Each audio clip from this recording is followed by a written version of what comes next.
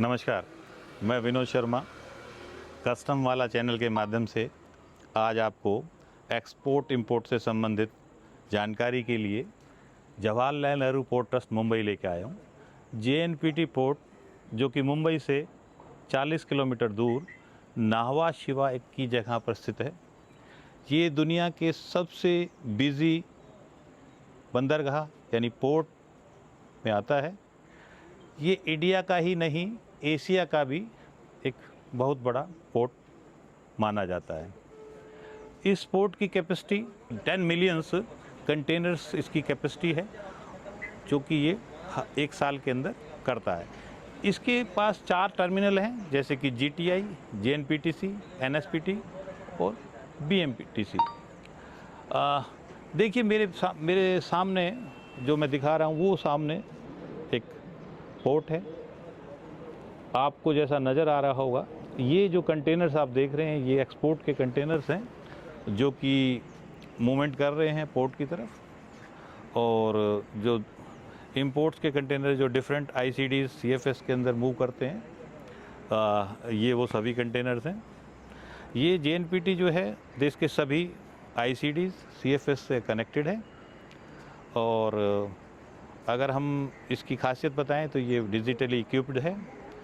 इस पोर्ट पे हज़ारों सीएचए आपके एक्सपोर्ट इंपोर्ट की सर्विसेज देने के लिए हमेशा 24 घंटे कार्यरत हैं। और इस पोर्ट पर जो सर्विसेज हैं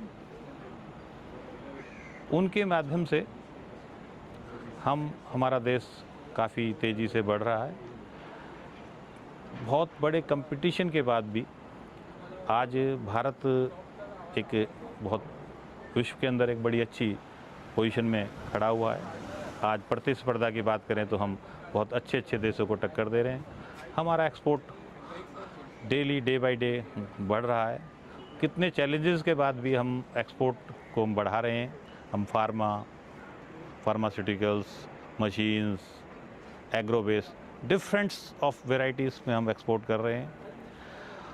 मैं इस चैनल के माध्यम से आपको डिफरेंट जानकारी देने के लिए अलग अलग पोर्ट पर लेके जाऊंगा और एक्सपोर्ट इंपोर्ट से संबंधित जो अच्छी जानकारी है, जिस जानकारी के माध्यम से आप इस व्यापार से जुड़ सकें और इस व्यापार में आएँ। निश्चित रूप से व्यापार में चैलेंजेस होते हैं, इसमें भी हैं, बट अगर आपको एक अच्छी जानकारी, एक अच्छी गाइडेंस मिलती है और आपको जहां व्यापार करना चाह रहे हैं उससे संबंधित पूरी जानकारी है तो निश्चित रूप से आप इस व्यापार से जुड़ेंगे। अब जैसे कि आपको अगर आप एक्सपोर्ट और इंपोर्ट के लिए आप जेएनपीटी पे आते हैं तो आपको क्या, आपके पास इन्फॉर्मेशन होनी चाहिए, आपको क्या अपडेट होना चाहिए। आपको कंपनी की अपडेशन करनी है, आपका आईसी अपडेट होना चाहिए, आपका जीएसटी अपडेट होना चाहिए। इस तरह की विभिन्न जानकारियों के लिए हम अपने एक एपिसोड में आपको 1 बाय 1 जानकारी देंगे। आज का विषय आपको सिर्फ जेएनपीटी तक लेके आने का नहीं था। मेरा विषय ये था कि आप पोर्ट के प्रति अगर जागरूक हैं, आप काम किस तरीके से जागरूक, तो निश्चित रूप से आपको एक आकांक्षा होगी, एक उत्सुकता बढ़ेगी कि मैं भी इस काम से जुड़ूं। और जब आपको उत्सुकता होती है तो निश्चित रूप से आप उस कार्य को करते हैंगे। और इस पोर्ट के बाद हम डिफरेंट सीएफएसएस में भी लेके जाएंगे।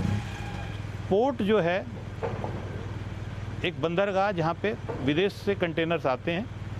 उसके बाद भारत के विभिन्न आईसीडीज, कंटेनर फ्रेट स्टेशंस पर ट्रेन के माध्यम से, सड़क के माध्यम से कंटेनर्स को भेजा जाता है और वो अपने एक निश्चित गंतव्य पे जाने के बाद उनको कस्टम के द्वारा क्लियरेंस किया जाता है। तो आज के लिए शायद मेरा आपको जेएनपीटी के बारे में कुछ जो जानकारी दी है, मेरे को लगता है ये जानकारी आपको काफ़ी यूज़फुल रहेगी और भविष्य में भी आप इसी तरह की जानकारी के लिए हम आपको different ports, Calcutta ports, Mundra ports, Visakhapatnam port, ऐसी सभी पोर्ट्स पे विज़िट कराएंगे। और इसके बाद हम इसी पोर्ट्स पे विस्तृत जानकारी के लिए एक अपना अगला चैनल, इस चैनल के माध्यम से एक अगला एपिसोड लेके आएंगे। तो आपको वो जानकारी ये जानकारी कैसी लगी और आप और किस तरह की जानकारी जानना चाहते हैं, उसके लिए हमें अपना मैसेज डालें, कमेंट्स करें, ताकि हम उस आपको एक ज्ञानवर्धक इन्फॉर्मेशन और बिज़नेस रिलेटेड जानकारी जो कि इंपोर्ट एक्सपोर्ट से जुड़ी हुई दें।